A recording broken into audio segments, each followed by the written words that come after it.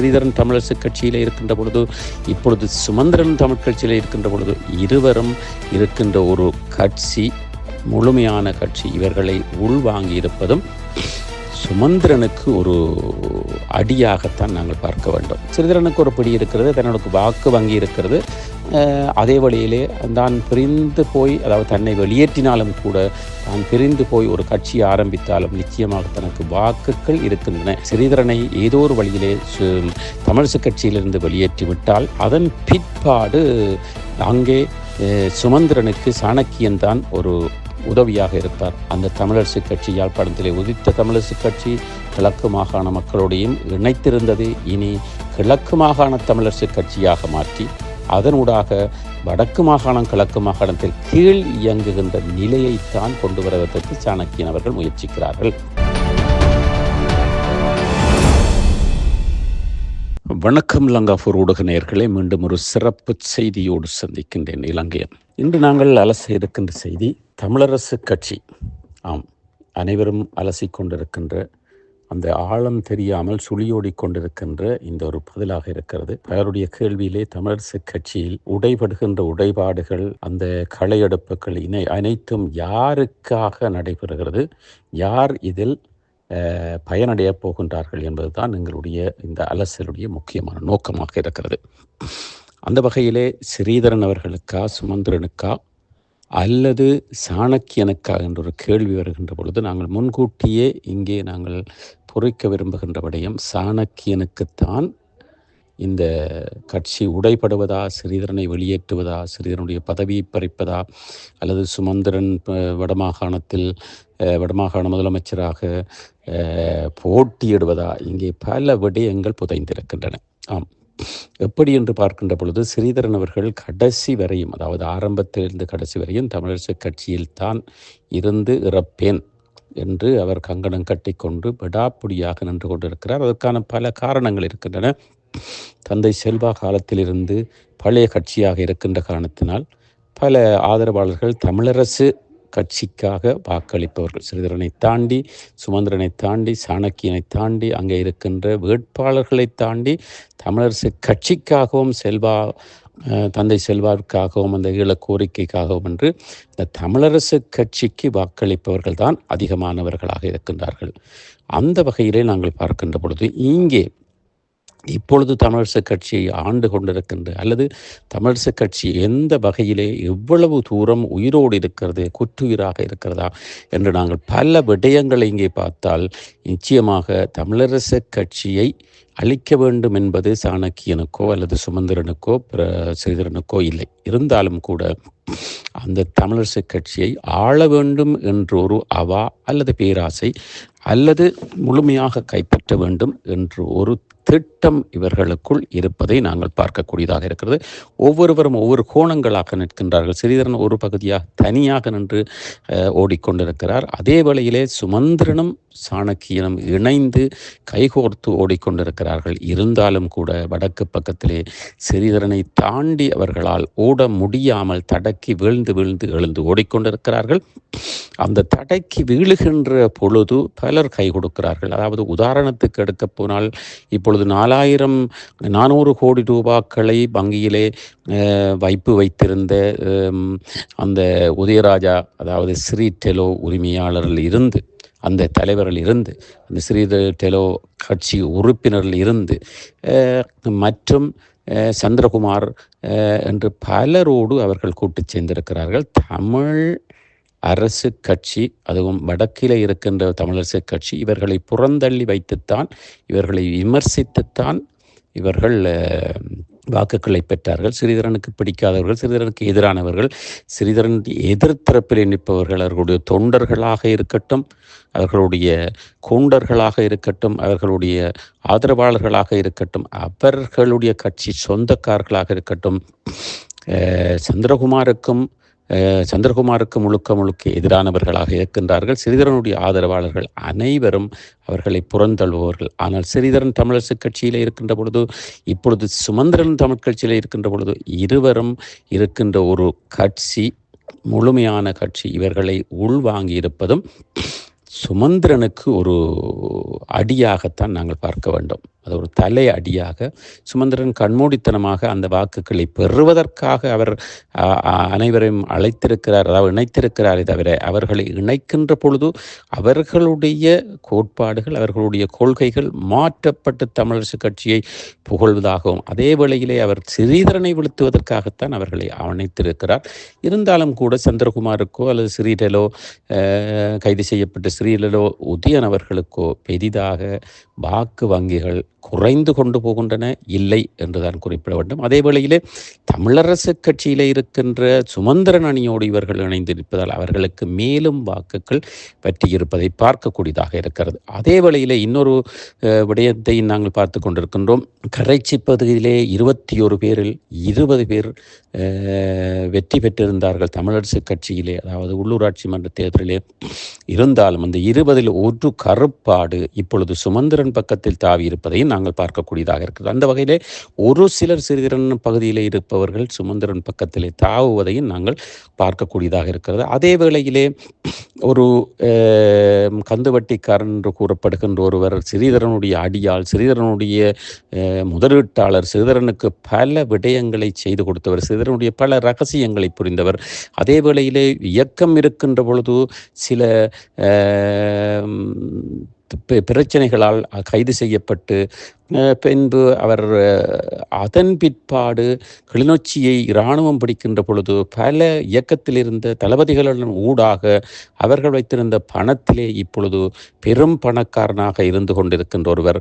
அதே வேளையிலே புலனாய்வுத்துறை கைது செய்து 3 மாதங்கள் உள்ளே வைத்திருந்து அவருடைய காணியிலே பல பொருட்கள் அகப்பட்டதாகவும், பொருட்கள், பணங்கள் மற்றும் நகைகள் அகப்பட்டதாகவும் அது தனக்கு தெரியாதென்று அவர் பொய் சொல்லி அவர் வெளியே வந்திருக்கிறார். அதே வேளையிலே அவர் பலருக்கு பல விடயங்களை செய்து கொண்டிருப்பவர் என்று கிளிநொச்சி வட்டாரங்கள் கூறுகின்றன. அவரை ஸ்ரீதரன் அவர்களே நேரடியாக மறுதளித்திருக்கிறார். அதாவது ஒரு புலனாய்வுத்துறையினுடைய ஒரு நபர் என்று ஒரு இடத்தில் கூறியிருக்கிறார். அதே வேளையிலே தமிழரசு கட்சியிலிருந்து வெளியேற்றப்பட்டிருக்கிறார்.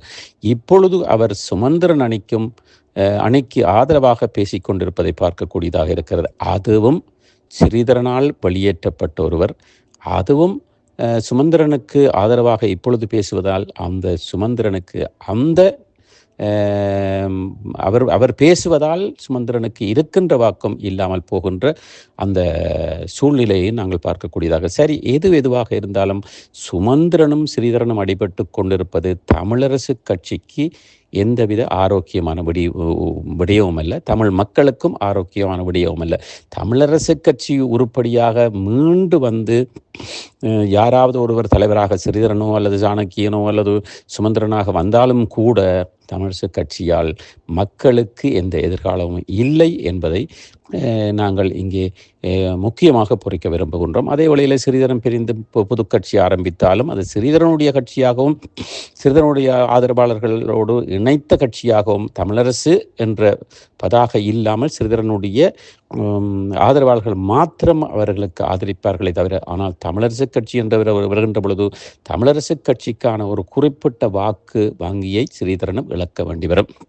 இருந்தாலும் கூட ஸ்ரீதரனும் சுமந்திரனும் இதிலே அடிபட்டு ஸ்ரீதரனும் சுமந்திரனும் ஒவ்வொருவர் மீது ஒவ்வொருவர் பழி சுமத்தி ஒவ்வொருவர் குற்றவாளியாக்கி அந்த கூண்டிலே நிறுத்தப்படுகின்ற பொழுது இங்கே சுமந்திரனுக்கு ஸ்ரீதரனை சமாளித்து ஸ்ரீதரனோடு இணைந்து ஸ்ரீதரனுடைய ஆதரவோடு யாழ்ப்பாண, அதாவது வடமாகாண முதலமைச்சர் பதவியை பிடிக்க வேண்டும் என்பது. ஆனால் அதற்கு ஸ்ரீதரன் முரண்டு பிடித்து கொண்டிருப்பதை நாங்கள் பார்க்கக்கூடியது. ஆனால் ஸ்ரீதரனுக்கோ சுமந்திரனை தமிழரசு கட்சியில் மாத்திரமல்ல, அந்த தமிழ் அதாவது தமிழ் பகுதியிலேயே தமிழ் அரசியலிலேயே சுமந்திரனை இல்லாது ஒழிக்க வேண்டும். ஒழித்தாத்தான் தான் அடுத்த கட்டத்துக்கு செல்ல வேண்டும். நெருடல்கள் இருக்காது, தடைகள் இருக்காது, தான் ஓட முடியும், தான் நினைத்தவாறு ஓட முடியும், தான் நினைத்தவாறு பதவிகளை மற்றவர்களுக்கு கொடுக்க முடியும், தான் நினைத்தவர்களை அமைக்க முடியும் என்று ஸ்ரீதரன் தன்னுடைய கொள்கையில் சற்றும் தளராமல், ஸ்ரீதரனுக்கு ஒரு பிடி இருக்கிறது, தன்னுடைய வாக்கு வங்கி இருக்கிறது. அதே வழியிலே தான் பிரிந்து போய், அதாவது தன்னை வெளியேற்றினாலும் கூட தான் பிரிந்து போய் ஒரு கட்சியை ஆரம்பித்தாலும் நிச்சயமாக தனக்கு வாக்குகள் இருக்கின்றன. அதாவது வாக்குகள் குறைந்தாலும் ஆனால் வெற்றி பெறுவேன் என்ற ஒரு நம்பிக்கை ஸ்ரீதரனுக்கு இருக்கிறது. உண்மையின்தான் ஸ்ரீதரனும் கிளிநொச்சி மாவட்டத்தை பொறுத்தவரையிலே அதிகமாக சில அதாவது அரசாங்க பணமாக இருந்தாலும் அதனை எங்கே செய்ய வேண்டும், எப்படி செய்ய வேண்டும் என்று கிளிநொச்சி மக்களுடைய மனதிலே அவர் குடியிருப்பதையும் நாங்கள் பார்க்கக்கூடியதாக இருக்குது. அந்த வகையிலே நிச்சயமாக அவர் ஆட்சி பிரிந்தாலும் அவர் வெல்வது நிச்சயம். அதே வேளையிலே சுமந்திரன் தோற்பது நிச்சயம். கட்சியில் விட்டு வெளியேறினால் அங்கே யாருக்கு லாபம் என்று நாங்கள் பார்க்கின்ற பொழுது சாணக்கியம். சாணக்கியத்தனமாக சாணக்கியன் காய் நகர்த்தி கொண்டிருக்கிறார். சாணக்கியனுக்கு தேவை ஸ்ரீதரனுக்கும் சுமந்திரனுக்கும் இடையிலே பிரச்சனையை அதிகரிக்க வேண்டும். இருவருக்கும் கோப நிலையிலே சுடு நிலையிலே இருவரும் எதிரிகளாக இருக்க வேண்டும். இருக்கின்ற பொழுது சாணக்கியனோடு இணைந்து சுமந்திரன் அவர்கள் இருப்பார். சுமந்திரன் சாணக்கியனோடு இணைந்திருப்பதும் ஸ்ரீதரனை எதிர்ப்பதனால் சுமந்திரனுடைய வடமாகாண முதலமைச்சர் ஆசை நிராசையாக மாறும். அது சாணக்கியனுக்கும் தெரியும். அதன் பிற்பாடு ஸ்ரீதரனை ஏதோ ஒரு வழியிலே தமிழிசை கட்சியிலிருந்து வெளியேற்றிவிட்டால் அதன் பிற்பாடு அங்கே சுமந்திரனுக்கு சாணக்கியன்தான் ஒரு உதவியாக இருப்பார். அதே வழியிலே சுமந்திரன் தோல்வி அடைந்தால், அதாவது தமிழிசை கட்சி முதலமைச்சர் தேர்தலிலே தமிழிசை கட்சி வடமாகாண முதலமைச்சர் தேர்தலிலே தோல்வி அடைகின்ற பொழுது ஸ்ரீதரன் உதவி இல்லாமல் வெற்றி இல்லை. அடைகின்ற பொழுது சாணக்கியனுக்கு கீழ்த்தான் சாணக்கியனோடு இணைந்து அனுசரித்து போக வேண்டிய கட்டாய சூழ்நிலை சுமந்திரனுக்கு இருக்கிறது. அந்த கட்டாய சூழ்நிலை கட்டத்திலே சாணக்கியன் அவர்கள் நிச்சயமாக சுமந்திரனையும் தாண்டி அந்த தமிழரசு கட்சியினுடைய தலைவர் பதவியை தான் கைப்பற்றி அந்த தலைவர் பதவியினூடாக பலன் பெறப்போகின்றது. அதாவது இந்த சுமந்திரனுக்கும் ஸ்ரீதரனுக்கும் இடையிலே இருக்கின்ற அடிபாட்டால் எதிர்ப்பால் பிரயோசனப்பட போகின்றது சுமந்திரனோ அல்லது ஸ்ரீதரன் அவர்களோ இல்லை. நிச்சயமாக முற்று முழுதாக அதிலே பலனடைய போகின்றவர் சாணக்கியன் அவர்கள். தலைவர் பதவியை கைப்பற்றிவிட்டால் அதன் பிற்பாடு கிழக்கு மாகாணம் கூறுகின்ற விடயத்தைத்தான் வடக்கு மாகாணம் கேட்க வேண்டும். அந்த தமிழரசு கட்சி யாழ்ப்பாணத்திலே உதித்த தமிழரசு கட்சி கிழக்கு மாகாண மக்களோடையும் இணைத்திருந்தது. இனி கிழக்கு மாகாண தமிழரசு கட்சியாக மாற்றி அதனூடாக வடக்கு மாகாணம் கிழக்கு மாகாணத்தில் கீழ் இயங்குகின்ற நிலையைத்தான் கொண்டு வருவதற்கு சாணக்கியன் அவர்கள் முயற்சிக்கிறார்கள். அதுதான் அவருடைய விருப்பமும் கூட. காரணம், ஒரு சில வருடங்களுக்கு முன்பாக அவர் கூறியிருக்கிறார், இந்த தமிழரசு கட்சியினுடைய தலைவராக என்னுடைய அப்பா, தாத்தா, பாட்டன் எல்லாம் இருந்திருக்கிறார்கள். அந்த வகையில் நான் இருக்கிறேன். உயிருள்ளவரை இந்த கட்சியிலே தொடர்ந்து நான் போராடுவேன் என்று கூறியிருக்கிறார். நிச்சயமாக இருந்தார்கள். தலைவராக அல்ல, இவரை போல ஒரு பாராளுமன்ற உறுப்பினராக இருந்திருக்கிறார்கள். இருந்தாலும் கூட சாணக்கியன் தமிழிசை கட்சியை கைப்பற்றுகின்ற காரணத்தினால் கைப்பற்றுகின்ற பொழுது சாணக்கியன் ஊடாக அந்த கட்சி தமிழ் சிங்கள கட்சியாகவோ அது கிழக்கு மாகாண கட்சியாக மாறுகின்ற அபாயம் இருக்கிறது. தமிழ் அரசு கட்சி என்பது நிச்சயமாக ஸ்ரீதரன் வெளியேற்றப்பட்டாலோ சுமந்திரன் தோல்வியடைந்தாலோ வடமாகாண முதலமைச்சர் தேர்தலில் நிச்சயமாக உடைபடுவது நிச்சயம், உடைபட போகின்றது. அந்த தமிழிசை கட்சியினுடைய பொறுப்பை விரைவில் 1-2 வருடங்களுக்குள் கைப்பற்றப் போகின்றவர் சாணக்கியன் என்பது உறுதியாக இருக்கிறது. இங்கே இந்த தமிழரசு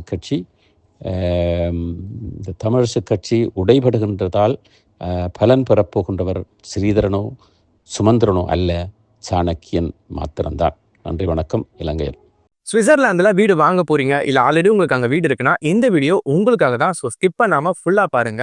ஒரு மனிதனுக்கு வீடு அப்படிங்கிறது ரொம்பவே அத்தியாவசிய தேவைகளில் முக்கியமான பங்கு வகிக்கிறதே இந்த வீடு தான். ஸோ அப்படி வீடு வாங்குறது, விற்கிறது, இது சம்பந்தமா உங்களுக்கு இருக்கிற நிறைய ப்ராப்ளத்துக்கு சொல்யூஷன் தர ஒரே இடம் தான் உங்கள் செல்வாசக். Your future our vision. இப்போ சுவிட்சர்லாந்துல வீட்டோட வட்டி விகிதத்துல நல்ல மாற்றம் வந்திருக்கு, நிறைய குறைஞ்சிருக்கு. ஸோ நீங்க ஏதாவது அக்ரிமெண்ட் போட்டு வச்சிருக்கீங்கன்னா இப்பவே அதை ரெனிவல் பண்ணி மாற்றி வச்சுக்கிட்டீங்கன்னா உங்களுக்கு நிறைய ப்ராஃபிட்ஸ் இருக்கும். ஸோ இது சம்பந்தமா உங்களுக்கு ஏதாவது அப்டேட்ஸ் வேணும், இந்த மாற்றத்துல உங்களுக்கு ஏதாவது டவுட் இருக்கு அப்படின்னா மறக்காம ஸ்கிரீன்ல தெரிய நம்பர் கால் பண்ணுங்க.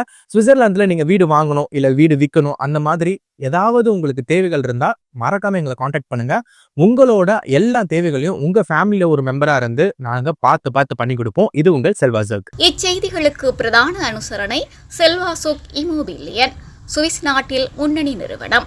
தொடர்புகளுக்கு 07951464228. வீடு வாங்க, வீடு கட்ட, வீடு திருத்த மற்றும் வீட்டு கடன். Your future our vision. இது போன்ற மேலும் பல முக்கிய சுவாரஸ்யமான செய்திகளை அறிந்து கொள்ள லங்காஃபோ யூடியூப் சேனலை சப்ஸ்கிரைப் பண்ணுங்கள். எமது செய்திகள் உடனடியாக கிடைக்க பெல் பட்டனை அழுத்துங்கள்.